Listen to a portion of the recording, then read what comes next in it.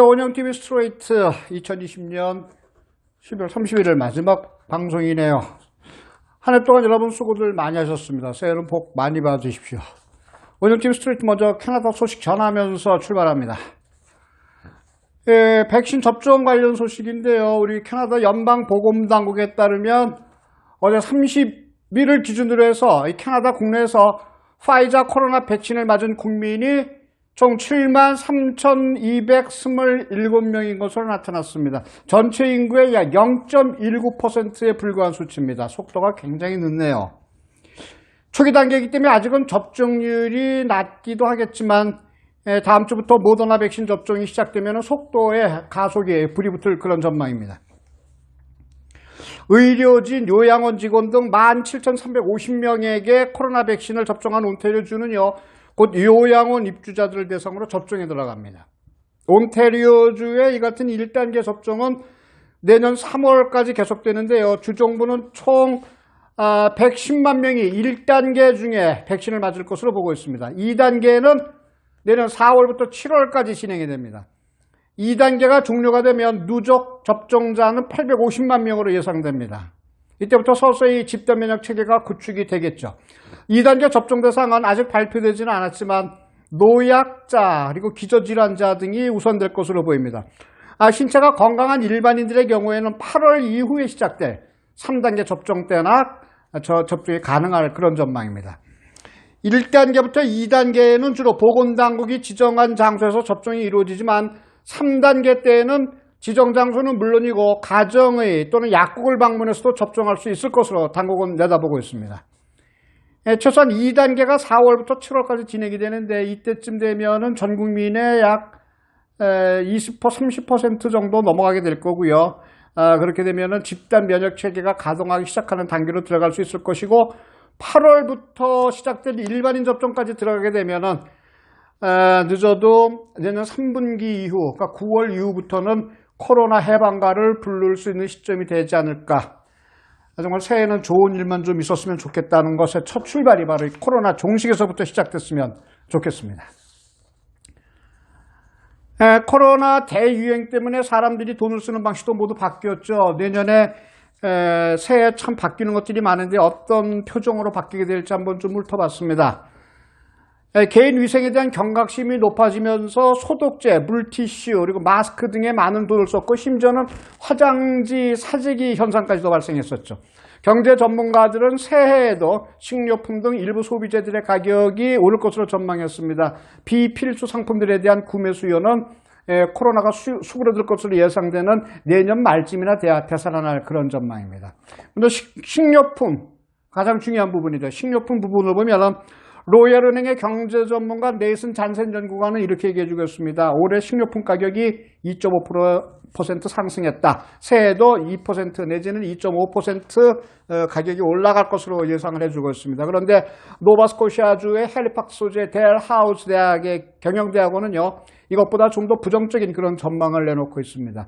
이 사람들은 전체 식료품 가격은 로얄은행보다 더욱 가파른 3 내지 5% 상승률을 보일 것이라고 예측하고 있습니다. 특히 육류 및 채소는 4.5에서 많게는 6.5%까지, 그리고 첨가류는 2%에서 4%까지 상승할 것으로 예상하고 있습니다. 델하우스 대학 측은 이 국경 봉쇄와 공장 폐쇄 등에 따른 유통망의 마비, 그리고 노동력의 부족, 실업률 상승 등이 원인이 돼서 식료품 가격 상승을 초래할 수밖에 없고, 이렇게 되면 4인 가족의 식품비 지출이 연간 $695 늘어난다고 밝힌 바가 있습니다.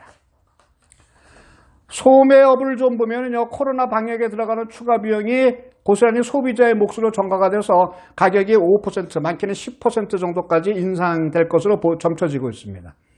전문가들은 현재 코로나 방역 비품과 지침들이 앞으로 오랜 기간 업계의 표준으로 자리 잡을 가능성이 높기 때문에 가격 인상을 주도할 수밖에 없고, 그것이 또 즉 가격 인상 현상이 장기화될 수밖에 없을 것이다. 가격 상승에 따른 GST, 즉 판매세 부담도 커진다. 이렇게 예측하고 있습니다.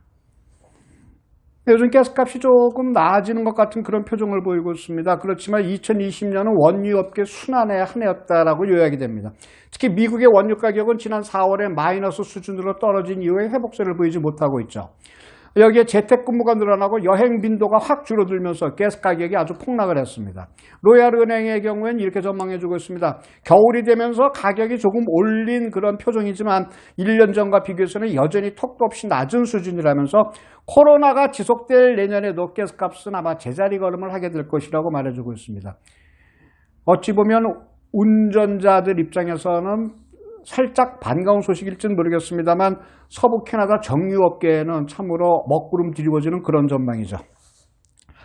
몰개지나 이자율 한번 들여다볼까요? 기준금리가 역대 최저 수준이 0.25%까지 떨어지면서 변동몰개지 이율도 덩달아 크게 인하가 됐습니다. 기준금리는 앞으로 2년, 그러니까 즉 2023년까지 유지될 것으로 전망되면서 내년 변동몰개지 이율도 극도로 낮을 가능성이 높습니다. 그런데 채권 수익률이 다소 상승하게 되면 이에 연동되는 고정몰개지 이자는 다소 인상될 수 있지만 그래도 2.5% 미만 선을 유지하게 될 것으로 점쳐집니다. 여러 가지 통계가 내년에도 주택가격은 계속 상승세를 탈 거라고 진단을 해주고 있죠.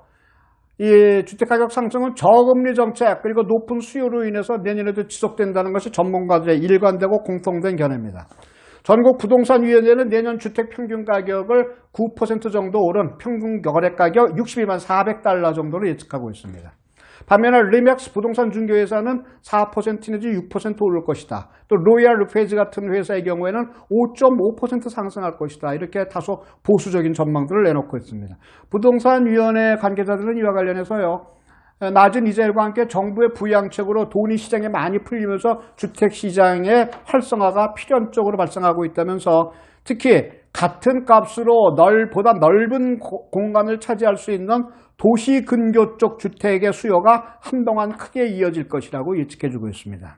어쨌든 좋습니다. 주택가격이 오른다는 것은 경제가 활성화된다는 것이요. 이 부분에 대한 투자가 늘어난다는 얘기니까요. 투자의 힘이라는 것이 과연 어디서 생깁니까? 경제 회복의 여력에서 뒷받침된다고 한다면 내년 하반기, 중후반기 이후 코로나가 종식됐다는 이야기가 서서히 들리면서 경제 회복세가 주택시장 활성화를 통해서 좀 배가가 됐으면 좋겠습니다. 그래서 이제는 모두가 허리 펴고 얼굴에 웃음 지면서 2021년 중반 이후부터라도 내년에는 좀 웃으면서 살았으면 좋겠다는 바람입니다.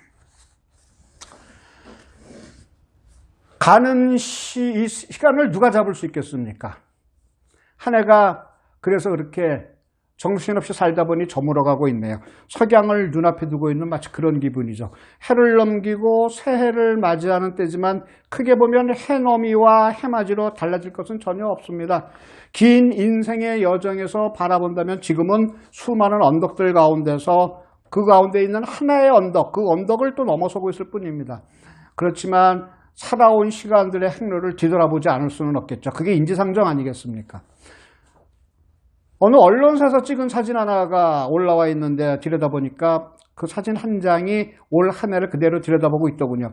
플라스틱으로 만든 벽을 사이에 두고 어느 양로원의 할머니와 시설관리 책임자가 서로 포옹을 하는 그런 사진이었습니다. 가슴이 뭉클해지더군요. 비록 플라스틱 벽이었지만 손바닥을 펴서 마주대고 또 얼굴을 비비는 그런 모습, 그런 사진이었습니다. 백발이 성성한 늙은 할머니 눈에는 눈물이 글썽이는 것 같았고요.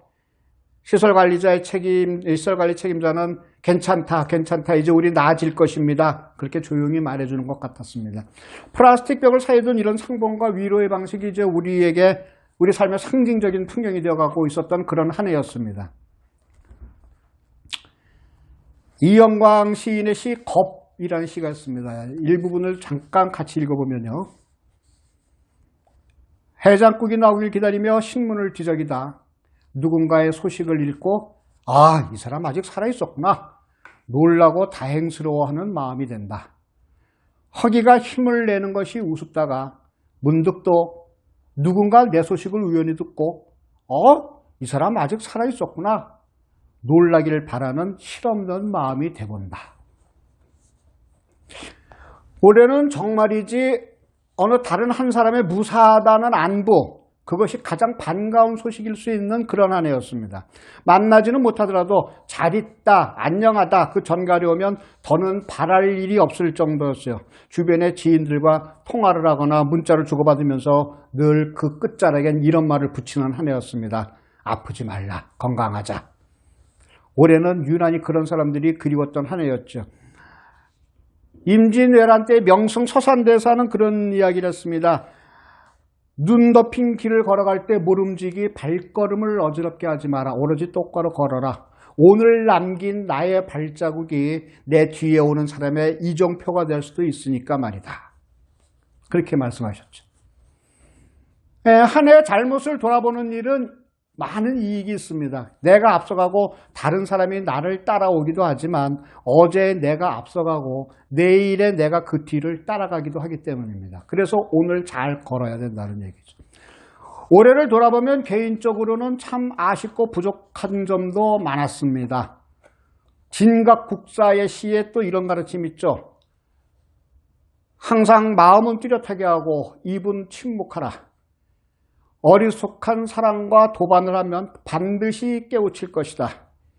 송곳처럼 뾰족한 생각을 감추게 하는 스승이 사람을 다루는 진정한 명수가 아니겠는가. 돌이켜보면 하지 않았어야 할 말을 끝까지 참지 못했습니다. 어떤 말들이 의중에 있었지만 지금 하지는 않겠다고 작심했더라도 결국 스스로 지켜내지 못한 적이 한두 번이 아닙니다. 그 말들은 대개 불신 그리고 오해를 불러오는 경우가 많아서 침묵하는 게 훨씬 나았었다는 회개를 하게 됩니다. 송곳처럼 뾰족한 생각들도 많았죠. 아직 온통 그런 생각에 휩싸여 살았던 한 해였을 수도 있습니다. 날카롭고 불처럼 뜨거운 생각들에 휩싸여 있기도 했었죠. 듣는 귀를 충분히 사용하지 못한 어리석음도 수도 없이 빚었습니다. 다른 사람의 맨 마지막 말까지 들어야 하는데 중간에 치고 들어가 그 사람을 오해하는 일이 한두 번이 아니었습니다. 앞서 말씀드렸던 이영광 시인은 1월 1일이라는 시에서 새해 첫날 아침의 심경을 이렇게 노래하고 있습니다. 새해가 왔다. 1월 1일이 왔다. 모든 날의 어미로 왔다. 등에 해를 얻고 해 속에 364개의 알을 품고 왔다. 먼 길을 걸었다고 몸을 풀고 싶다고 환하게 웃으며 그렇게 왔다. 어둠을 걷어내면서 해가 떠오르듯이 우리의 내면에 신선한 신생의 빛이 가득하고 그 빛이 얼굴에 번져 가득하고 무엇보다도 그리웠던 사람들을 만나서 깊숙이 포옹하며 지나왔던 얘기, 서로 마음 아팠던 이야기, 고생했던 얘기를 서로의 앞에 부려놓을 줄 아는 그런 좋은 세상이 왔으면 좋겠습니다. 정말 그런 새해가 왔으면 좋겠습니다. 코로나에 들볶이며 살아온 시간들이 쌓여서 어느덧 한 해가 또 다 갔네요. 모두에 말씀드렸듯이 가는 시간, 가는 세월을 어떤 천하장사가 맡겠습니까? 가는 세월은 가더라도 오는 세월은 좀 더 행복할 수 있기를 바라면서 서유석이 불렀던 노래죠. 가는 세월. 한번 같이 부르시면서 가는 2020년을 송구합니다. 가는 세월 그 누구가 잡을 수가 있나요? 흘러가는 시냇물을 막을 수가 있나요? 아가들이 자라나서 어른이 되듯이 슬픔과 행복 속에 우리도 변했구려. 하지만 이것만은 변할 수 없어요. 새들이 저 하늘을 날아서 가듯이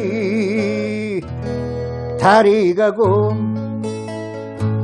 해가 가고 산천 초모 다 바뀌어도 이 내 몸이 흙이 돼도 내 마음은 영원하리. 하지만 이것만은 변할 수 없어요. 새들이 저 하늘을 날아서 가듯이 달이 가고 해가 가고 산천 초모 다 바뀌어도 이 내 몸이 흙이 돼도 내 마음은 영원하리. 이 내 몸이 흙이 돼도 내 마음은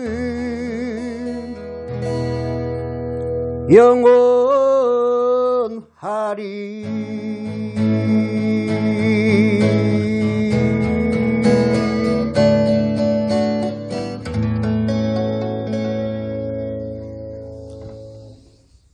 십이간지상 2021년을 신축년이라고 하거든요. 신축년. 뉴 컨스트럭션입니까? 새로 짓는, 새로 모든 것을 새롭게 쌓아가는 복된 새해가 되기를 함께 기원합니다. 오은영TV 새해에 여러분 다시 찾아뵙도록 하겠습니다. 새해 복 많이 받으십시오.